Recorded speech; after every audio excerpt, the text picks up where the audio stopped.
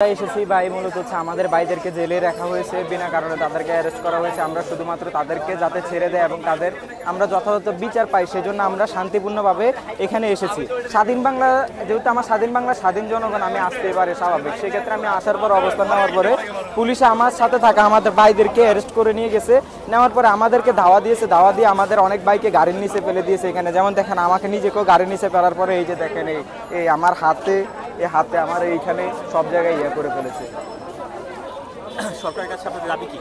সরকারের কাছে আমার দাবি হচ্ছে ভাই আমরা কোনো ধরনের হত্যাকাণ্ডতে চাই না, বা আমরা কোনো ভাইদেরকে আর মারা যাক বা কোনো মায়ের সন্তান হারাক এরূপ কিছু আমরা চাই না। আমরা চাই হচ্ছে যে এইসব ঘটনা হয়েছে সেগুলো সুষ্ঠু তদন্ত হয়ে বিচারের আওতায় আনা হোক, এটাই আমাদের দাবি।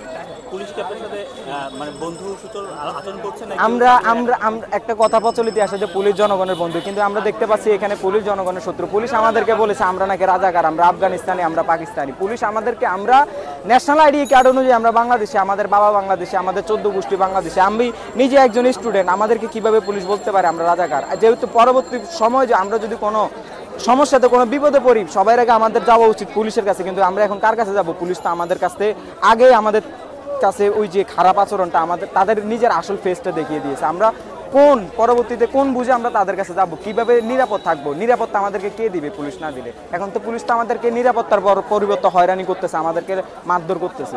গতকাল সরকারি শোক দিবস ছিল, আপনারা ফেসবুকে দেখলাম সবাই লাল প্রোফাইল দিয়ে প্রতিবাদ করলেন, এটার কারণ কি ছিল? এটার কারণ আসলে ভাই এই শোক দিবস কালো, ঠিক আছে, শোক দিবসটা আমি কোন সময় পালন করবো? আমার যদি ভাইয়ের বিচার এখন পর্যন্ত হয় নাই, আমার ভাইয়ের বিচার তদন্ত কমিটি গঠন করা হয় না, আমি কিভাবে শোক দিবস পালন করবো? সেই জন্য আমি আমার ভাইয়ের রক্তের লালের প্রতীক হিসাবে আমরা লাল কালারটা ব্যবহার করেছি।